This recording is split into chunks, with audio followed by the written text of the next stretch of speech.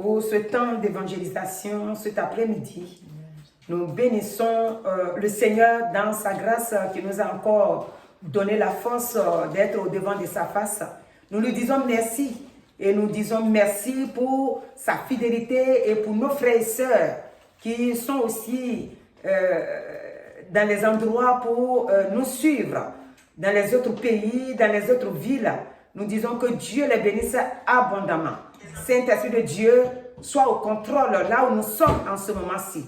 Donne les paroles qu'il faut pour toucher le cœur de tes enfants et que la jeunesse soit saisie pour t'accepter comme son Seigneur et Sauveur. Au nom de Jésus, notre Sauveur et Seigneur. Amen. Amen. Alléluia. Amen. C'est avec joie que nous sommes là cet après-midi. La joie pour dire merci au Seigneur. La joie pour élever Dieu. Le Dieu en qui il n'y a aucune ombre de variation. Tous les mercredis, Dieu nous fait grâce pour que nous puissions venir devant lui. Et cet après-midi, nous voulons recommander le temps que nous sommes dedans dans sa main. Parce qu'il est le Dieu en qui il n'y a aucune ombre de variation. Le Dieu qui garde, le Dieu qui protège.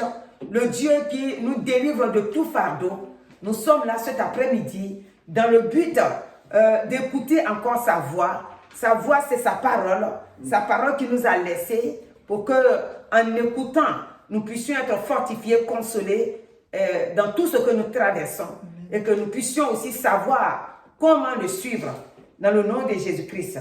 Alléluia. Amen. Le mercredi dernier, nous avons, je crois, lu 1 Jean 5, le verset 18, qui termine en disant que le monde entier est sous la domination, c'est-à-dire est sous la puissance du malin, et que nous devons nous-mêmes nous garder. Si nous ne nous gardons pas nous-mêmes, nous ne pouvons rien faire. Nous garder nous-mêmes, ça veut dire que nous mettons la parole de Dieu au devant de toutes choses, de tout ce que nous faisons.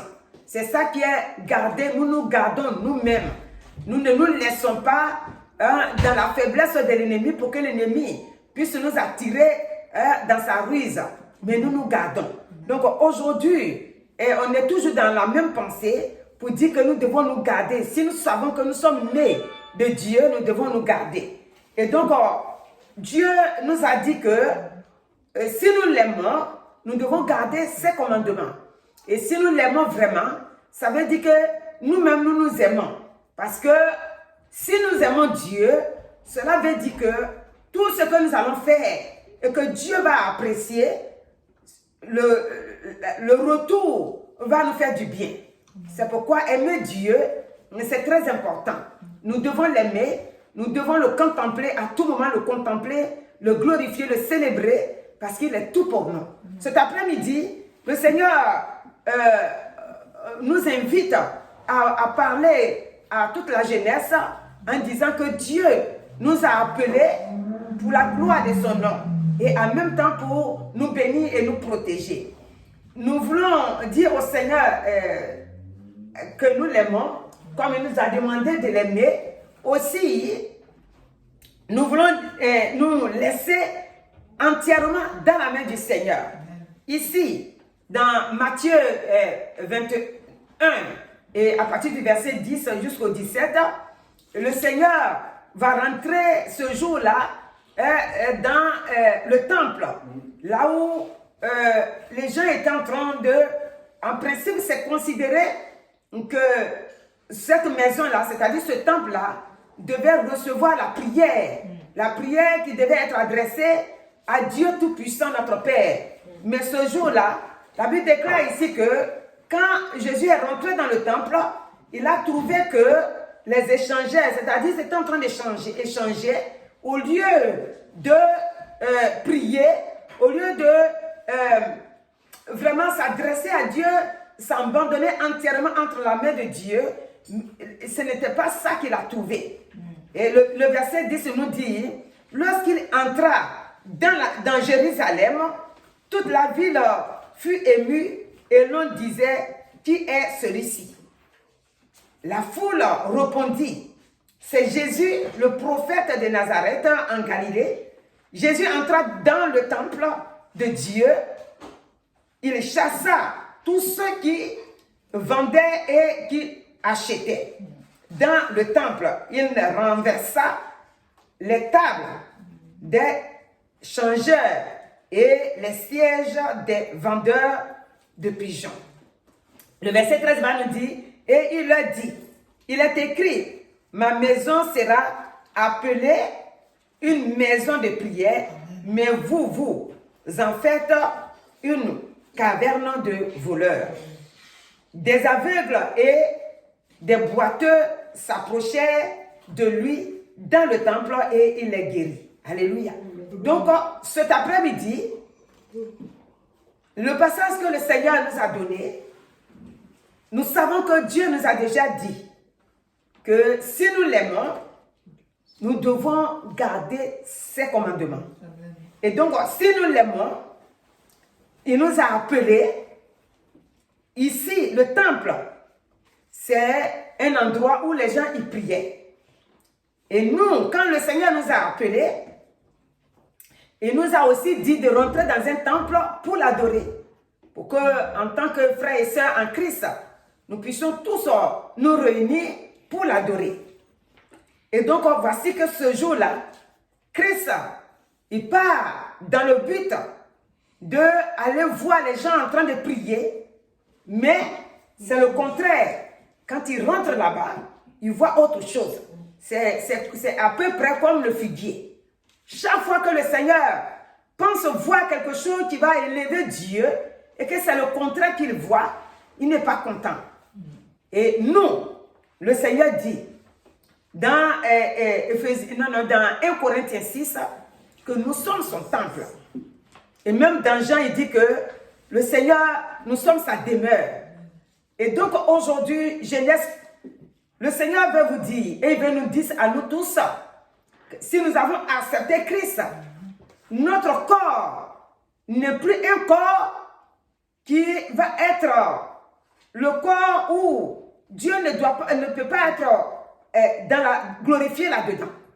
Notre corps, Dieu nous a donné ce corps-là dans le but qu'il soit élevé dedans, il soit glorifié dedans, qu'on puisse le célébrer dans notre corps. Donc notre corps doit être un corps comme Dieu le veut, un corps saint. Cet après-midi, si Dieu ne trouve pas que notre corps est saint et que nous cédons ce corps-là à faire des choses qui n'honorent pas Dieu, nous allons pour crier le Saint-Esprit, malgré qu'il vit en nous, il va nous regarder faire ce que nous-mêmes nous voulons, mais lui, il ne va pas intervenir. Oh, Dieu doit intervenir. Le Saint-Esprit que Dieu a fait habiter en nous, par son Fils Jésus-Christ, doit intervenir partout là où nous allons. Nous le transportons. Nous partons partout avec lui. Si nous marchons comme il le veut, alors partout nous allons arriver. Nous sommes sa maison, nous sommes son temple. Il va se manifester. Alléluia. Quand Jésus rentre dans ce temple, qu'il n'est pas content, parce que ce qu'il a vu dedans est que les gens sont en train de vendre. Et quand il a vu ça, il n'était pas content. Cet après-midi, il nous rappelle, il dit que sa maison est appelée une maison de prière. Nous sommes une maison de prière. Notre vie, puisque Jésus-Christ, Jean nous dit que il intercède dans Romains 8, et verset 34, dit Jésus-Christ intercède auprès de son Père à sa droite là-bas pour nous qui l'avons accepté. Et donc, s'il intercède pour nous, notre corps doit être un corps saint, un corps qui élève Dieu, un corps qui glorifie Dieu, un corps qui témoigne que Jésus-Christ est vivant. C'est ce que le Seigneur nous dit aujourd'hui. Quand nous prions, le Saint-Esprit, lui, le Saint-Esprit, il habite en nous. Mais notre corps, nous devons garder ce corps-là. Tout ce qui est œuvre du siècle de ce moment-là doit être loin de nous. Nous devons avoir un corps où tout ce qui rentre dedans doit être saint. Et maintenant, comme il nous a dit, si jamais on s'est trompé, que automatiquement, on se repent, on se sanctifie, on demande pardon. Amen. Nous, le Seigneur nous a appelés pour le représenter sur la terre. C'est pour ça qu'il nous a créés. Pour glorifier son nom, élever son nom, magnifier son nom, dire qui il est, dire comment il est, dire ce qu'il fait, et ce qu'il a fait, ce qu'il continue de faire, ce qu'il fait tous les jours dans nos vies. Amen. Donc, notre corps, aucune saleté ne doit accepter de... Vous allez me dire, qu'est-ce que tu appelles saleté? Qu'est-ce que tu appelles garder ton corps pour que ça soit sain? Un chrétien est appelé à aimer ses frères et ses sœurs. Un chrétien doit fuir la colère. Un chrétien ne doit pas être rempli de jalousie. Un chrétien ne doit pas être rancunieux. Un chrétien ne doit pas maintenant rester dans les critiques, dans les jugements. Il y en a plein, il y en a beaucoup de choses. Un chrétien ne doit plus vivre dans la jalousie. Un chrétien ne doit pas convoiter. Convoiter, tu vas convoitiser. Tu convoites. On dit, la convoitise ne vient pas de Dieu. Donc on ne doit pas convoiter son frère ou sa sœur. On doit rester vraiment dans la sainteté. Notre corps là, Christ a besoin de ça pour œuvrer, pour élever son nom, pour magnifier son nom. Il a mis, quand il nous a appelés, il a mis à nous son esprit. Et nous disons que le Saint-Esprit est fort, le Saint-Esprit nous console, le Saint-Esprit nous fortifie dans nos faiblesses, dans nos angoisses. Il est à notre côté. Mais le Seigneur nous rappelle aujourd'hui que le temple que moi j'ai trouvé qui est un temple que tout le monde peut entrer dedans, ce que j'ai vu dedans, qu'ils étaient en train de faire, c'est-à-dire un temple qui a été conçu des mains d'hommes, comme maison comme ça, comme nous sommes dedans. Quand j'ai vu que, au lieu que ce lieu-là soit consacré à élever Dieu, à prier, non, les gens étaient en train de vendre, ils font n'importe quoi, il n'y a pas de vie de prière dedans, ils sont en train de rire, ils sont en train de chercher l'argent dans la maison de Dieu. Dieu n'a pas aimé. Et nous aussi, Dieu dit, ta vie là, elle est consacrée. N'importe quoi ne doit pas rentrer dedans. Ce qu'on doit trouver en toi, c'est la prière. C'est la crainte de Dieu. C'est l'amour de Dieu. Comment connaître Dieu réellement? Dieu est jaloux. La Bible déclare que Dieu est jaloux. Dieu ne peut pas te donner son esprit et puis tu vas prendre son esprit pour faire n'importe quoi. Dieu, il n'apprécie pas ça. Dieu, cet après-midi, regardez quand les gens ont reconnu Jésus, quand il est rentré, et que les malades qui sont là ont reconnu Jésus, les aveugles sont venus, ils ont été guéris. Au verset 14. Les boiteux sont venus, ils se sont approchés de lui, ils ont été guéris. Ça veut dire quoi? Ça veut dire que le Saint-Esprit que Dieu a mis en nous, il joue un rôle très important dans nos vies. C'est le Saint-Esprit là qui était en Jésus-Christ et qui l'agissait. Quand il est sorti du lot des baptêmes, la Bible déclare que la voix est sortie, c'est-à-dire on dit une voix est sortie d'en haut. Et cette voix, c'était la voix de Dieu. Il dit, celui-ci est mon fils bien-aimé. Celui-ci est mon fils bien-aimé. Donc, toi aussi, et quand ça a été dit ainsi, la Bible déclare que la colombe est venue s'asseoir sur lui. Donc, toi aussi, tu es un enfant bien-aimé de Dieu. Et quand tu es un enfant bien-aimé de Dieu, la colombe aussi est sur toi. C'est-à-dire, symbole du Saint-Esprit. Le Saint-Esprit est en toi maintenant. Il n'est pas venu te rendre visite comme ça pour partir. Il demeure en toi. Il vit en toi. Tu dors avec lui. Quand tu te fâches, quand tu es en train de juger les autres, il est là, il est en toi. Quand tu es en train de mal parler des autres, il est en toi. Si quelqu'un te propose des choses comme ce que Balaam et Balak ont fait, il est là, il te regarde. Donc, le Seigneur n'aime pas ça. Il ne veut pas que notre maison là soit une maison où l'ennemi va venir faire, ou bien nous-mêmes nous allons céder ce corps-là à faire n'importe quoi. Pendant que le Saint-Esprit habite en nous, nous devons le garder, nous devons le protéger, nous devons le sanctifier. C'est pour ça des raisons que nous le sanctifions à tout moment. Nous devons le sanctifier. Donc cet après-midi, voici l'appel que le Saint-Esprit nous a donné pour dire que si nous sommes devenus le temple de Dieu, nous ne devons pas laisser n'importe quoi rentrer dans notre corps, dans nos pensées. Nous devons faire barrière. Et la barrière que nous mettons, c'est la parole de Dieu. Chaque fois que nous méditons, nous découvrons que Dieu n'aime pas ça. On enlève s'il est encore dans notre vie. Demain encore, on médite. On voit que Dieu n'aime pas ça. On enlève s'il est encore à nous. Et ainsi, nous allons tout enlever. Nous ne devons pas douter. Dieu est vivant, Dieu est vrai, Dieu est véritable. Donc le doute doit être loin de nous. Les inquiétudes doivent être loin de nous. La peur doit être loin de nous. L'autre jour, on a expliqué la peur ici.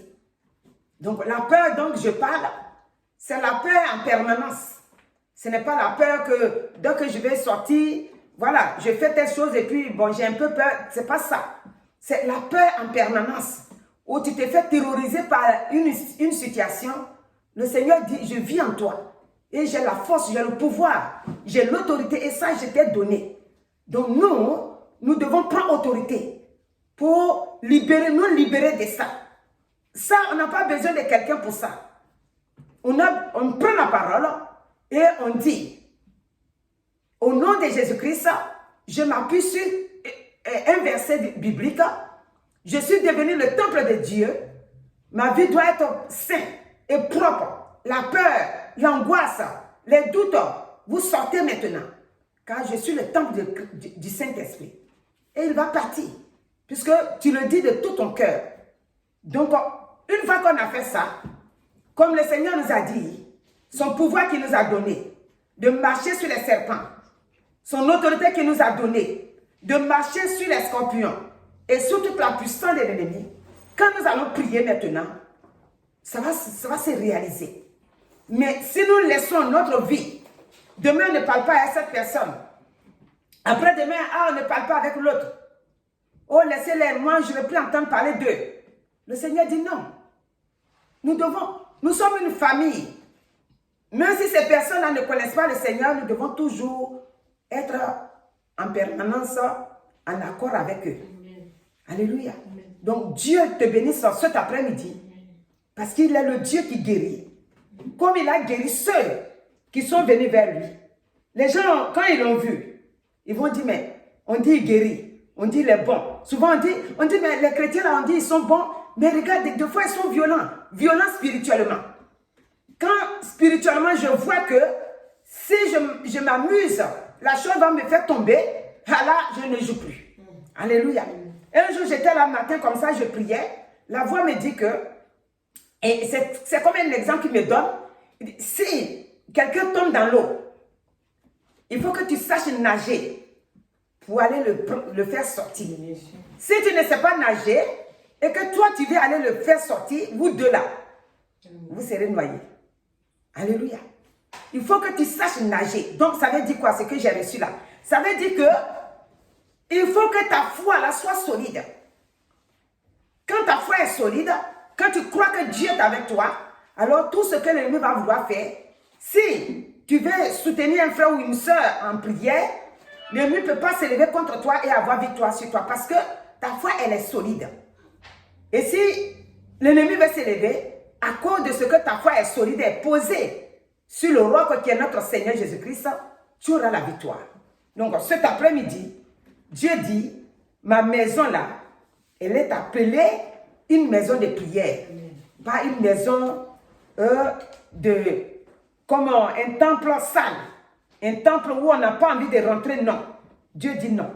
Notre corps est le temple du Saint-Esprit. Et pour cela, nous devons prendre soin de notre corps. Que Dieu vous bénisse cet après-midi. Et que là, il dit que quand ils se sont approchés de lui, ceux qui étaient malades ont eu la guérison. Cet après-midi, toi qui m'écoutes, si tu es malade, reçois la guérison. Parce que c'est Dieu qui guérit. Par son Esprit Saint, il guérit. Son sang qui nous a lavés, il nous libère. Que cet après-midi, ce que Jésus a fait pour ceux-là, c'est-à-dire finalement, il a montré que, vous voyez pourquoi je suis en colère? Parce que ce que vous faites, le Saint-Esprit ne peut pas agir. Mais moi, je suis rentré avec la sainteté et par la parole, les gens ont été guéris. Donc, Dieu veut que nous soyons saints, que nous soyons propres, pour que nous puissions commander aux esprits méchants qui veulent nous fatiguer pour quitter notre vie, pour la gloire de son nom. Au nom de Jésus-Christ. Amen. Alléluia.